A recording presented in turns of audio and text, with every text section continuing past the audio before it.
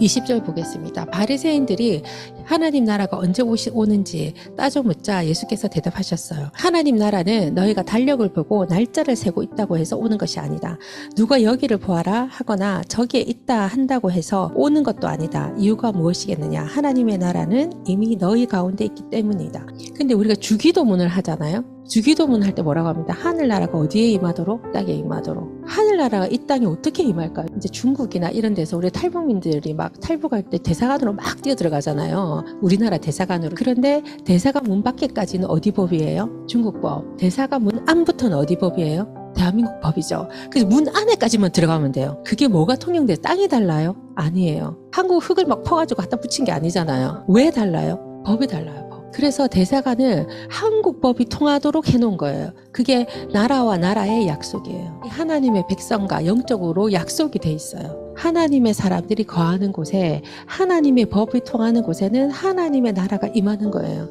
그래서 교회가 굉장히 중요한 거예요. 여기가 하나님의 나라잖아요. 여러분 한 분 한 분 가 계신 그곳이 하나님의 나라예요. 우리가 가면 대사관처럼 되는 거예요. 천국의 시민권자이자 하나님의 나라의 공무원입니다. 공무원이자 하나님 나라의 대표자입니다. 여러분이 한 분 한 분이 가 계신 그곳은 너무나도 중요한 거예요. 하나님의 법이 바로 통용되는 곳이에요. 여러분이 하나님의 법을 지키면 그게 법이 되는 거예요. 여러분이 있는 그곳에 그리스도인이 그곳을 지배하고 있다는 것을 사람들에게 보여주면 좋겠습니다. 그리스도인이 지배하고 있다는 것. 그럼 하나님의 법이 어떤 것인가? 여러분의 마음 안에 주의 법이 있는 거예요. 여러분은 그 마음에 있는 대로 말하게 되고 행동하게 되겠죠. 여러분이 가지고 있는 그 모든 공동체, 가족 공동체든 학교 가서 친구와의 공동체든 회사 가서 여러분의 주위의 공동체든 모든 공동체에 하나님의 법이 통하는 여러분이 그 법을 통과시키는 그 법을 이행하는 자가 되는 겁니다. 22절 예수께서 계속해서 제자들에게 말씀을 하셨습니다. 너희가 인자의 날들 중에 단 하루라도 보고 싶어 애타게 사모할 때가 오겠으나 보지 못할 것이다. 사람들이 너에게 저기를 보아라 하거나 여기를 보아라 할 것이다. 그런 허튼 말에 절대 속지 마라. 너희가 보러 나간다고 해서 인자가 오는 것을 볼 수 있는 것이 아니다. 인자는 올 때가 되면 온다. 근데 그때는 번개가 한 번만 쳐도 온 하늘이 환해지지 않느냐. 인자의 날에도 그럴 것이다. 그러나 먼저 인자가 많은 고통을 당하고 이 세대 사람들에게 버림을 받아야 한다. 인자의 때도 노아의 때와 똑같을 것이다. 우리나라는 얼마나 많은 이단들이 있는지 도대체 손으로 헤아릴 수도 없어요. 그리고 사람들은 자꾸 눈에 보이는 것을 좋아하니까 근데 그 사람은 잘했던 게 뭐냐면 치유사역입니다. 그리고 예언사역입니다. 하나님의 나라는 그런 데 있지 않다는 것을 여러분이 아셨으면 좋겠어요. 근데 하나님 나라는 어디 있는 거예요? 법과 질서에 있는 거예요. 근데 성경은 딱 그렇게 얘기합니다. 하나님의 나라에 대해서 하나님의 법과 질서가 통과되는 나라.